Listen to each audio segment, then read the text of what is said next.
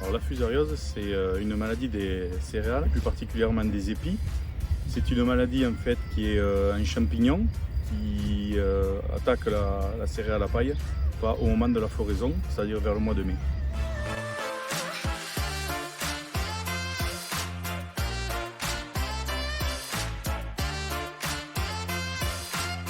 Un champignon qui se développe sur l'épi du blé et ça fait que le rendement est impacté et la qualité du grain aussi. Donc oui, on a une chute de rendement et des pénalités aussi pour vendre le blé après. Il existe différents champignons qui attaquent les épis de blé. Le plus impactant est Fusarium graminearum. Il se développe sur l'épi et produit des toxines.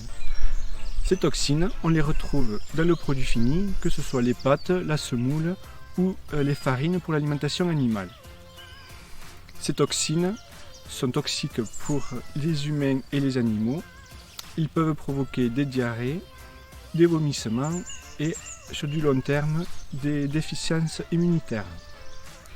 Pour ce faire, des normes sont mises en place pour limiter la présence de toxines dans les lots commercialisés.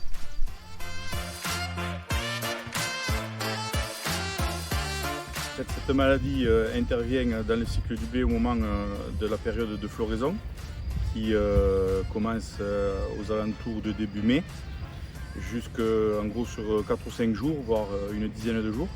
C'est une période très importante où les conditions climatiques vont conditionner la présence de ce champignon dans la plante. C'est-à-dire qu'au moment où les étamines tombent, le champignon rentre, si les conditions sont bonnes, dans l'épi. Et dans l'épi, il y a des épillets et dès qu'on voit une couleur orangée blanchâtre qui finit par du rose, c'est la fusariose.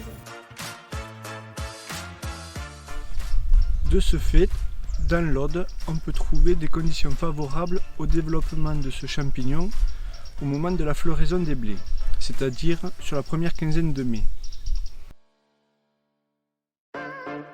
Les leviers de lutte contre cette maladie sont de deux ordres, agronomique et phytosanitaire. Sur la partie agronomique, l'assolement est important, le choix de l'assolement, le choix de la culture, le choix de la variété, le travail du sol. Et en complément de ces leviers agronomiques, nous avons aussi les possibilités de traitement phytosanitaire qui s'appliquent à la période critique, c'est-à-dire début mai. Donc pour gérer le problème, il suffit de passer avec les produits phytosanitaires, fongicides. Donc en fait, le stade optimum, c'est la floraison, au début de la floraison du blé. Quand on commence à détecter les étamines sur l'épi, il faut y aller. Si on est en pleine floraison, c'est trop tard et là, c'est presque inefficace. C'est vraiment au début de la floraison qu'il faut intervenir. Voilà.